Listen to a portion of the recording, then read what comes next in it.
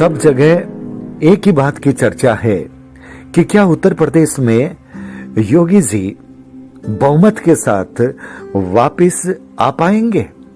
मैं राजनीतिक समीकरणों की बात नहीं करूंगा, मैं अखिलेश और जयंत जी के गठबंधन की बात नहीं करूंगा, मैं अब किसान आंदोलन की बात नहीं करूंगा और न ही मैं मुस्लिम और जाट के गठजोड़ की बात करूंगा।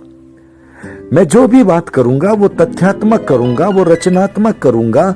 यूपी की जमीन से उड़ती हुई आवाज क्या कहती है, सिर्फ उसी आवाज के कुछ शब्दों को मैं आपके पास पहुंचाऊंगा और आप मान जाएंगे कि हां, तमाम विरोधों के बाद, तमाम स्पीड ब्रेकर के बाद योगी जी की सरकार पुनः आ रही है।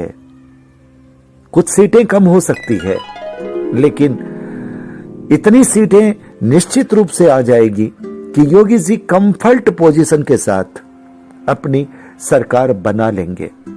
और कोई बड़ी बात नहीं कि सीटों की तादाद बहुमत से भी बहुत अच्छी आ जाए।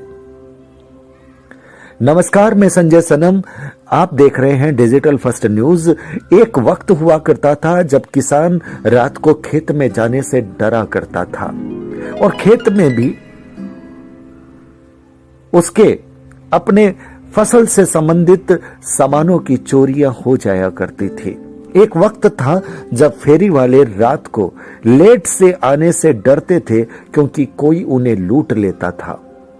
एक वक्त था जब लोग दुकानों में सुरक्षित नहीं थे, उन्हें लगता था कभी भी कोई हमला कर सकता है, कभी भी कोई मारपीट कर सकता है, कभी भी कोई दुकान को लूट सकता है। एक वक्त था तो जब राह पर चलने वाले राहगीर सुरक्षित नहीं थे और महिलाओं की बात तो पूछिए ही मत। प्रौढ़ माएं सुरक्षित नहीं थी तो जवान होती बेटियों की बात उस वक्त के दौर में करना बेईमानी होगी। और आज यूपी के जाट भी कह रहे हैं, मुस्लिम भी कह रहे हैं, दलित भी कह रहे हैं, ब्राह्मण भी कह रहे हैं, ठाकुर भी कह रहे हैं, पिछड़ा भी कह रहे हैं, सब एक स्वर में ये बात तो कह रहे हैं कि बंदे ने कानून व्यवस्था इतनी पुख्ता मजबूत की है कि अब हम रात को 12 बजे आने से भी नहीं डरते, नहीं हिचकिचाते। महिलाएं बिंदास आवाज में कह रही है कि अब हमें कोई डर नहीं लगता, हम रात को 10 बजे आए, हम रात को 12 बजे आए, अब हमको हमारी बेटियां अगर बाहर जाती है तब भी हमारा कलेजा नहीं हिलता कि हमारी बेटी के साथ कहीं कुछ गलत न हो जाए। अब फेरी वाले कहते हैं कि अब रात को हम बेहिचक आते हैं, हमें ऐसा नहीं लगता कि कोई हमारी जेब को लूट लेगा। अब व्यवसायी कहते हैं कि रात को आराम से 10-11 बजे तक हम निकलते हैं, हमें कोई डर नहीं है, क्योंकि योगी बाबा की सरकार ने जो बुलडोजर चलाए हैं, जो माफियाओं पर, जो गुंडों पर जो कड़ाई की है, उसका परिणाम है कि उत्तर प्रदेश में अमन है, चैन है, शांति है, सुकून है। मैं मानता हूं कि बेरोजगारी का मुद्दा हो सकता है, मैं मानता हूं कि महंगाई का मुद्दा हो सकता है, मुद्दा है, लेकिन आप जहां पर रह रहे हैं, अगर वहां आप डरे हुए रहते हैं, खौफजदा रहते हैं, और एक स्थिति वो होती है कि जब आप बेखौफ रहते हैं, सम्मान और स्वाभिमान के साथ रहते हैं। ये जो बात है, योगी जी का ये ब्रह्मास्त्र है।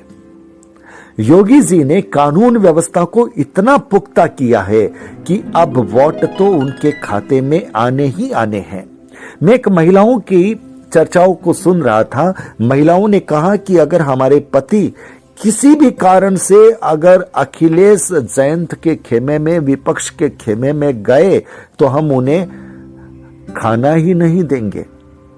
कितनी बड़ी बात। आप समझिए कि महिलाएं किस तरह से बोल रही है। महिलाएं नहीं, पुरुष भी बोल रहे हैं। जाट समुदाय से बहुत सारे लोगों को मैंने सुना है जो ये कह रहे हैं कि हम अब खेतों में आराम से रात को 12 बजे में जा सकते हैं, पानी चला सकते हैं, ट्यूबवेल चला सकते हैं, अब हमें डर नहीं लगता। तो साहब, आप दूसरी कल्याणकारी योजनाओं की बात छोड़ दीजिए।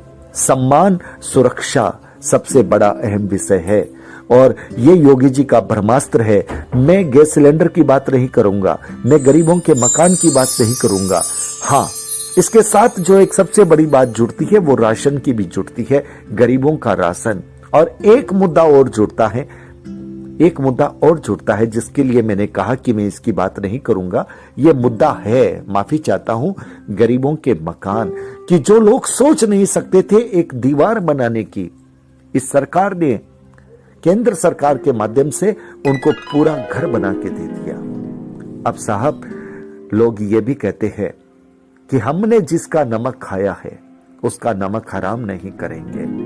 तब मुझे बताइए, जब पब्लिक ये कहती है कि हम नमक हराम नहीं करेंगे तो अखिलेश और जयंत मिलकर के क्या कर लेंगे? बस इस सवाल का जवाब आप मुझे दे दीजिएगा।